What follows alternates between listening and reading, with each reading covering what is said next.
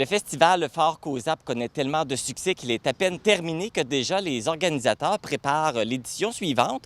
Donc, pour nous parler de l'édition 2023, je suis en compagnie de Vanessa Lamarre, qui est coordonnatrice aux loisirs à la ville de Causapscal. Bonjour, Vanessa. Bonjour. Ça va bien? Ça va bien, toi? Ça va très bien, merci. Donc, la première question, est-ce que vous prenez une pause à un moment donné? Parce que là, vous êtes déjà en train de préparer la prochaine édition? On prend pas de pause au comité de Fort COSAP. Ça n'existe pas, ça. C'est non-stop, c'est sans arrêt. Oui, exactement. Donc, et puis, c'est quoi les premières étapes qui sont à effectuer? Parce que là, on est un an d'avance. Fait que, sur quelle étape vous travaillez présentement? Ça va être l'inscription des équipes pour commencer. Puis par la suite, on va travailler sur la programmation, donc les artistes qui vont performer sur le chapiteau, là. Est-ce qu'il y a déjà des équipes qui sont inscrites?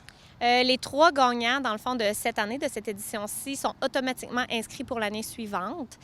Par la suite, on procède à des inscriptions. Cette année, ça va être un petit peu différent pour les inscriptions. Donc, on ouvre une période de temps prédéfinie où tout le monde va pouvoir s'inscrire.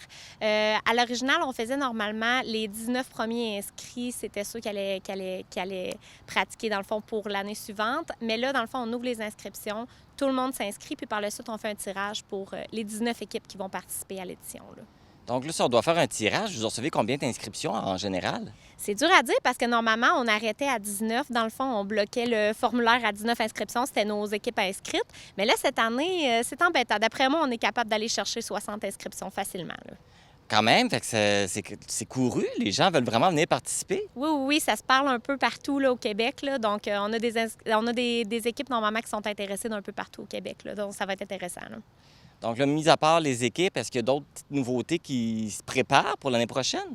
Pour l'instant, on ne s'est pas encore penché sur la question, là, mais c'est sûr qu'à chaque année, on essaie de s'améliorer, là. Il va sûrement y avoir des petites choses qui vont être ajoutées justement pour apporter un peu de variété pour les gens qui viennent à chaque année, avoir un peu de diversité. Effectivement. Donc là, vous allez travailler. Là, vous savez que vous allez travailler sur les équipes, mais est-ce qu'on a déjà arrêté les dates pour la prochaine édition? Oui, ça va être du 26 au 30 juillet 2023. Bon, alors, c'est noté, hein? On met ça dans notre agenda déjà un an d'avance. Bien, Vanessa, je vous souhaite une belle préparation jusqu'à l'année prochaine. Je vous souhaite quand même de prendre un petit break à un moment donné pour vous reposer parce que c'est quand même beaucoup d'ouvrages pour vous. Effectivement. Merci beaucoup. Merci à toi. Donc, ne manquez pas l'édition 2023 qui va avoir lieu là, en juillet l'année prochaine. Donc, suivez la page Facebook de Fort COSAP pour connaître toutes les informations au fur et à mesure qu'elles vont apparaître pour l'année prochaine.